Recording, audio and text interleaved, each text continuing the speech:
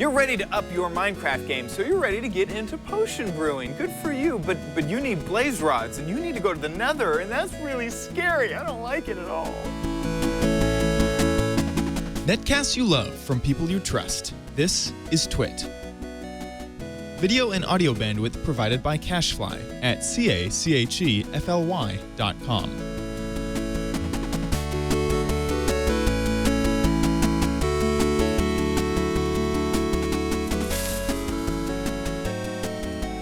Hello and welcome to OMGcraft. I am your host, Chad Johnson. If you came here to learn how to bedazzle your jeans, I'm sorry, this is a Minecraft show. It's not a craft. I know craft is in the title, but this is about Minecraft. This week we are going to go kill some blazes. What would you possibly need blaze rods for? Well, first you need a blaze rod to make the brewing stand, which is required for any potion brewing at all.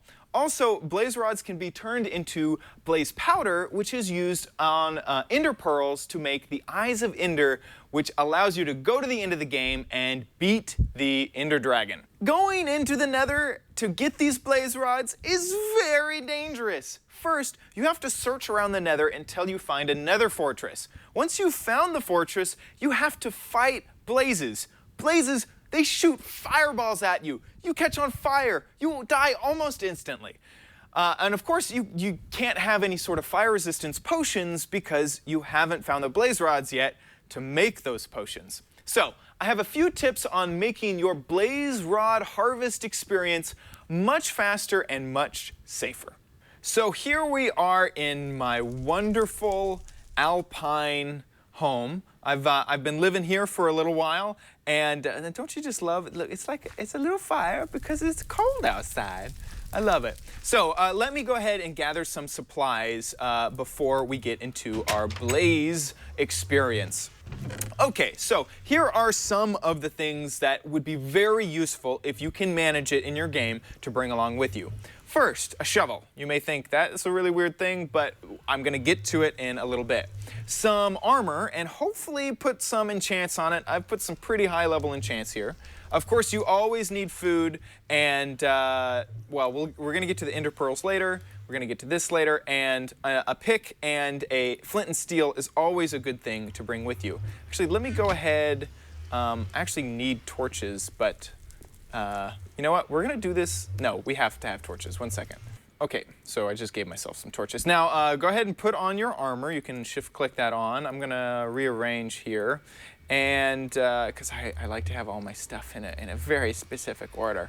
Okay, so we're going to go get some snowballs, and it's funny, this little thing right here, it reminds me of, like, some sort of face or something, like, "Ma, ma, Chester's my mouth, ma." Anyway, okay, so let's get out of here. Now, I'm going to go ahead and harvest some snowballs. You do that with a shovel, and you just smack the snow here, and it gives you snowballs. You need a shovel to get snowballs.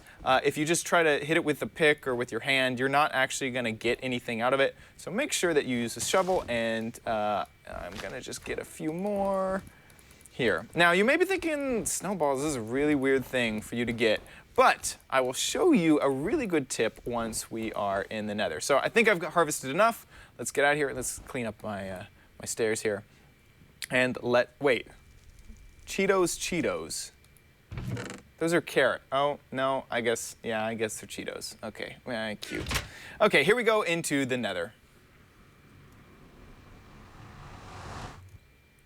Now, once in the Nether, you are going to have to search around. Oh, that was loud. You're going to have to search around for a Nether fortress. Now, we've already done this, and because we are streaming, we're going to be super cheaty and just teleport myself to a Nether fortress. Bam. So, this is a Nether fortress, which here at OMGcraft Industries we've already found. Now there's an item which I actually forgot to pick up from the chest, which was extra blocks. So I'm going to come on over here and harvest a few blocks. When you go into the Nether, it's always good to have just a stack of blocks. Any type of block is useful. So let's just go ahead and pick up some. I have 23. This will be plenty of blocks. Now, I've already located a blaze spawner. Blazes will spawn naturally on this netherrack here if you find this nether brick, geez. And so we've already found some blazes, but there's a spawner over there. And luckily, the spawner that we found is already sort of encased in this netherrack. And the first thing that we want to do is run up to the spawner, kill some blazes, and put down torches all around it. This will not guarantee that blazes will not spawn, but it'll help a lot in making sure that they don't attack us while we're building out our little area. If you don't have a roof already, put a roof around this spawner. And then what you're going to do is you're going to block, hello, Mr. Blaze. I'm just going to block this all up so that the blaze can't attack. This is exactly what this wall is used for. Let's destroy some of the extra blocks. And then I'm also going to put down a block over here and over here. What this has created is sort of a entrapped area for the blazes, and they won't be able to hurt you. Now, if you're standing up here, there's almost no way that a blaze can hit you. If you're standing on this lower level, it's easier for the blaze to find you and track you, but there is a chance that you can get fireballed and maybe fireballed to death. Now, to create extra blazes, go ahead and destroy your torches. So I'm going to destroy these torches. Pro tip is to not put torches behind the spawner. Whoops. See what I meant by getting hit in that area? Don't put torches behind the spawner, otherwise you won't be able to destroy it. It looks like I put a torch on top of the spawner, which may be giving me a little bit of grief. Let me see if I can, oh, hello, hello, hello. Oh, ouch, okay. Also, make sure to eat food. That's a pro tip. It's a pro tip right there. That'll make your health come back. And there we go. I got that torch on top, so let's block this up. So this should be, dang it, this should be a fairly safe method. So what you come down here, you get them to track you, you can hold down shift and back up and smack these blazes in a fairly efficient way. Now you can see that this really nice sword that I have has already degraded a little bit, and I actually don't want to do that, and I also don't want to make arrows to use on these blazes. Arrows are hard to make, so let's use those snowballs that I made earlier, because snowballs are worth nothing in game, and as long as we get some blazes to spawn here we go, you can fire snowballs at the blazes, and that actually hurts them quite a lot. Because they're some sort of fire creation, they die just off of snowballs alone. It's a good thing to note that this spawner can actually spawn blazes outside of the walls that we have created, but the majority of the spawns will be inside of this box, but make sure to watch your back every once in a while. So now that we have some blaze rods here, let's go ahead and kill this blaze with these snowballs here. Get out of here. Get out of here. There we go.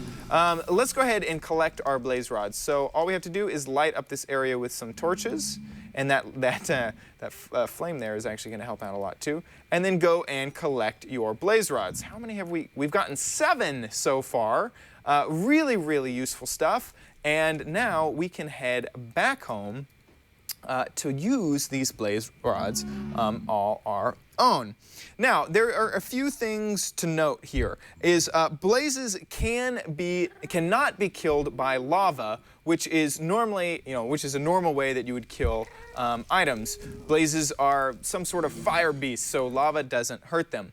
They can be hurt by rain or snow in the overworld. So if you wanted to create some sort of contraption that pushed them through a portal and had them come into contact with rain, snow, or water, that would kill them. But you may not get blaze rods. You won't get blaze rods from that, because the only way to get blaze rods is to kill the blaze yourself.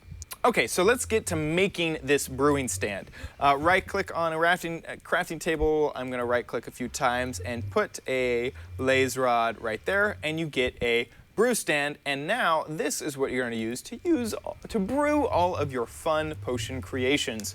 Also, if you want some blaze powder, drop it into the crafting table, and you get 2 blaze powder from a single blaze rod. Add that to an ender pearl. And now you are greeted with an Eye of Ender, really useful in finding the end of the game. Looks like the end of the game is that way. Goodbye, little Ender Eye. Real useful stuff. Blaze rods are always the best thing to have in game. Of course, there are always more complex and intricate ways of grinding blazes that are more automated. Lots of people like to grind blazes because they give you more XP than most other mobs in game, but I wanted to show you a simple and fast way to get started in your blaze rod collection. If you like this show, feel free to subscribe at youtube.com/OMGcraft or search for OMGcraft in iTunes. Thank you so much for watching this episode, and I will see you next time.